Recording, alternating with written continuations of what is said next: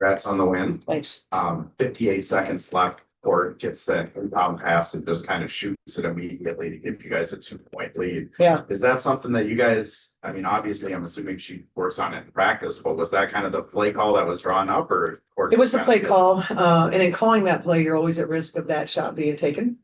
When it goes in, you love it. But there's other parts of that action that I think she was mindful of, but yeah, Courtney's a good player in clutch time, and that's what she felt, and I was happy for her that went in. And Kayla McBride obviously goes down in that first quarter. Just what can you say about kind of her guts and toughness to win that jump ball at the end of the game and also hit those key free throws? Yeah, and that's what we just talked about, that it goes understated, I think, but it's the difference between winning and losing games when you have a jump ball, executing in that space to make sure that you get possession. It's something that we work on. It's something that we talk about. Could be free throw blockouts.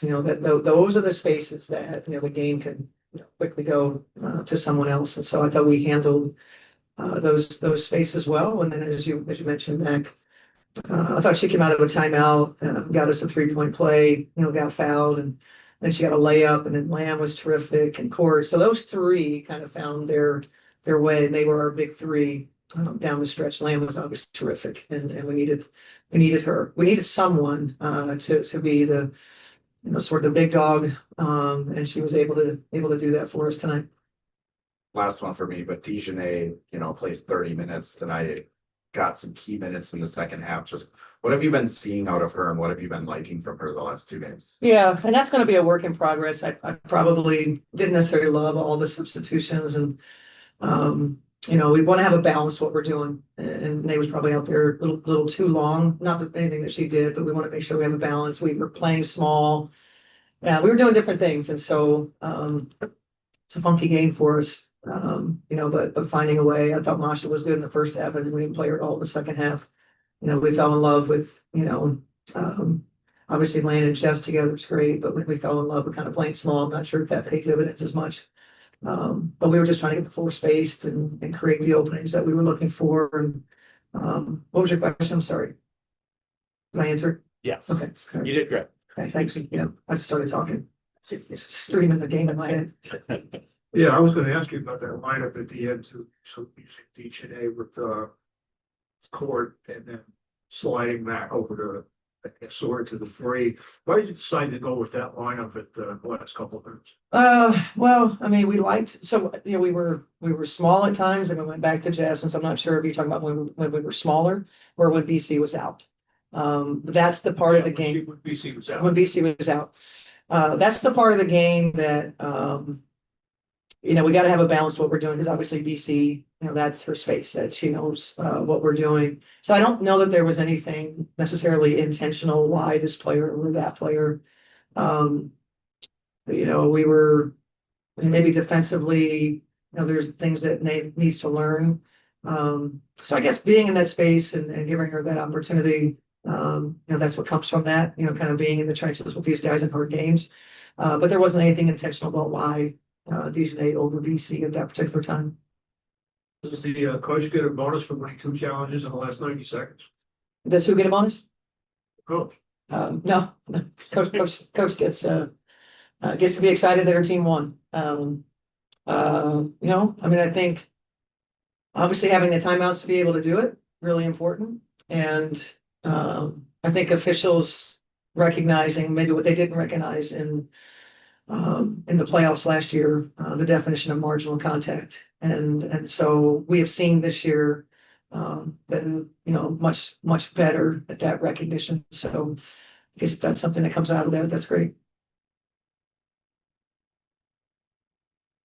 Yeah, and then also on that note, the second challenge being when Dejanay was guarding Sonia on that kind of the seatbelt that she talks about, more or less. I guess just what does it mean that obviously you guys were able to overturn that, and she had kind of like an important stop, guarding Sonia at the end of the game? Well, I mean, frankly, she was out of the play. She needed to stay in the play a little bit better, but that was the first challenge that we won. The second one was when Courtney contested it. Clearly did not foul. And so it's really, you know, confusing why there's whistles put on things that there's not fouls. But, you know, thankfully we had a chance to, you know, sort of write that. But I think, you know, defensively staying in play is a little bit better. It's something we're gonna be working on with the group as a whole. It was just hoping maybe you could reflect on kind of this night for Land, not only obviously the points on the court, but just what she's doing with this fireside chat Yeah. with Justin Vernon, and just a great night for her kind of overall. Yeah, you know, Lamb was terrific. I think early in the game, you know, maybe she took a couple shots, but I just told her we need her to keep launching. You know, we needed that spacing on the floor. We needed someone that was willing to kind of step up for the big moments.